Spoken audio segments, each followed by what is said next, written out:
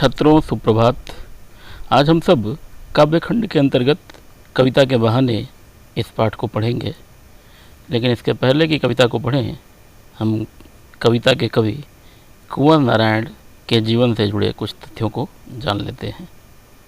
तो कुंवर नारायण आधुनिक हिंदी कविता के एक सशक्त हस्ताक्षर थे।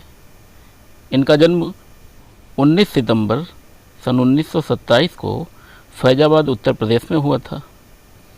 इनकी प्रारंभिक शिक्षा घर ही पर हुई। विश्वविद्यालय स्तर की शिक्षा इन्होंने लखनऊ विश्वविद्यालय से पूरी की। कुंवर नारायण ने सन 1950 के आसपास लेखन की शुरुआत की।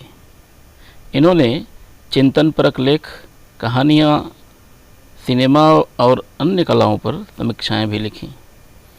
इन्हें इनकी कृतियों के लिए अनेक पुरस्कार भी मिले, जिनमें कबीर सम्मान, व्यास सम्मान, लोहिया सम्मान, साहित्य अकादमी पुरस्कार, ज्ञानपीठ पुरस्कार तथा केरल का कुमारन आशान पुरस्कार भी मिला। 15 नवंबर सन 2017 में नई दिल्ली में इनकी मृत्यु हो गई। तो ये तो रहा इनसे जीवन से जुड़े तथ्य। अब आइए कविता के विषय में हम जान लेते हैं। तो यह कविता जो है वह कवि के कविता संग्रह इन दिनों से ली गई है। आज के समय में कविता के अस्तित्व के बारे में संशय हो रहा है और यह आशंका जताई जा रही है कि कहीं यांत्रिकता के दबाव से कविता का अस्तित्व ही न समाप्त हो जाए। ऐसे में यह कविता की अपार संभावनाओं को टटोलने का एक अवसर देती है। तो छात्रों, अब हम कविता का पाठ करते हैं और इसके अर्थ को समझेंगे। कविता एक उड़ान है चिड़िया के बहाने, कविता की उड़ान भला चिड़िया क्या जाने, बाहर भीतर इस घर उस घर, कविता के पंख लगा उड़ने के माने, चिड़िया क्या जाने। कवि कहते हैं कि कविता भी उड़ान भी चिड़िया के उड़ान की तरह ही होती है। जैसे चिड़िया अपने पंखों के माध्यम से खुले आसमान में स्वच्छंदता से उड़ती है, वैसे ही कविता भी अपने भावनाओं के माध्यम से साहित्य की लहरों में गोते लगाता है। और फिर कवि कहते हैं कि कविता की उड़ान भला चिड़िया क्या जाने, यानी कविता की इस उड़ान को चिड़िया नहीं समझ सकती, क्योंकि चिड़िया अपने पंखों से उड़ती है और उसके उड़ने का दायरा जो है वो सीमित होता है। लेकिन कविता अपनी भावनाओं के माध्यम से बहुत ऊंची उड़ान को प्राप्त करती है, क्योंकि कविता की उड़ान असीमित होती है। कविता की उड़ान का कोई दायरा नहीं होता, वह जब चाहे जहाँ तक चाहे अपनी भावनाओं के माध्यम से उड़ सकती है, यानी वहाँ तक पहुँच सकती है, जा सकती है। फिर कहा कि बाहर भीतर इस घर उस घर, कविता के पंख लगा उड़ने के माने, चिड़िया क्या जाने। तो कवि यहाँ कहना चाहते हैं कि चिड़िया घर के अंदर, बाहर या एक घर से दूसरे घर तक ही उड़ती है, परंतु कविता की उड़ान व्यापक होती है, विस्तृत होती है। कवि अपने भावनाओं के माध्यम से असीम दूरी तक जाता है, यानी उसके उड़ान की कोई सीमा नहीं है कि वो अपने कविताओं में किसका वर्णन कर दे, किस चीज़ का वर्णन कर दे और उसकी उड़ान कहाँ तक चली जाए। यानी कवि की उड़ान असीमित होती है। और ये जो बीच में आया है पंक्ति की इस घर उस घर, यानी कविता हर घर की कहानी को व्यक्त कर सकती है। कविता का क्षेत्र बड़ा व्यापक है, वह घर घर की कहानी को व्यक्त करती है। और आखिरी पंक्तियों में कवि कहते हैं कि कविता जो है पंख लगाकर हर जगह उड़ सकता है और उसकी उड़ान चिड़िया की उड़ान से कहीं आगे है। तो ये रहा प्रथम पैरा, और अब हम अगले पैरे पर चलते हैं। तो इसमें कवि कहते हैं कि कविता एक खिलना है फूलों के बहाने, कविता का खिलना भला फूल क्या जाने।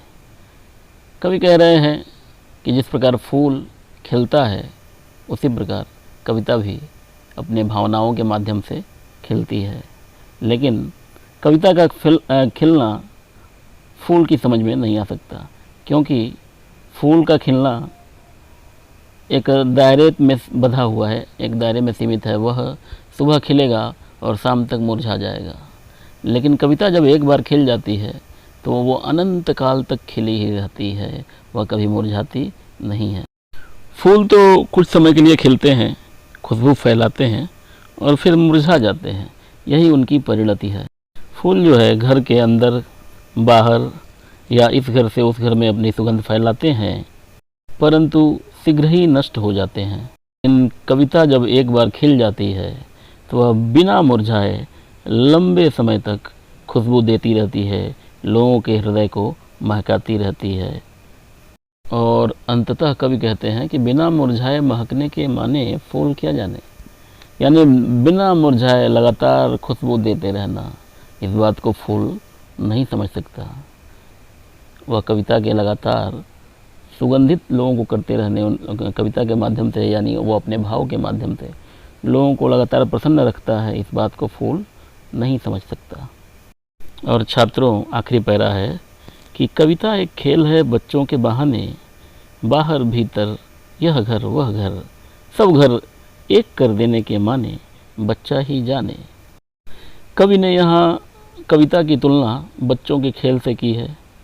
कवि कहते हैं कि जिस प्रकार बच्चा जो है कहीं भी किसी भी तरीके से खेलने लगता है, और उसी प्रकार कवि के लिए कविता शब्दों की क्रीड़ा है, वैसे ही कवि शब्दों के माध्यम से कविता में खेलता है, और इस प्रकार शब्दों के माध्यम से खेलते हुए वो अपनी भावनाओं को व्यक्त करता है और अपनी बात को सबके सामने रखता है। और फिर कवि कहते हैं कि जिस प्रकार बच्चा घर के अंदर घर के बाहर, इस घर में या उस घर में, हर घर को एक समान बना के खेलता है, खेलते हुए वह घरों में भेद करना भूल जाता है, ठीक उसी प्रकार कविता भी अपने भावनाओं के माध्यम से कभी भी तथा किसी भी स्थान पर प्रकट हो सकती है। वह किसी भी समय अपने भावों को व्यक्त कर सकती है। तो जिस प्रकार बच्चे खेलते हुए हर घर में एक समान खेलते हैं, वे किसी भी घर को खेलते समय अपना पराया नहीं समझते हैं, ठीक इसी तरह कविता अपने शब्दों से और शब्दों के आंतरिक भावों से संसार के मनोभावों को एक रूप प्रदान करता है।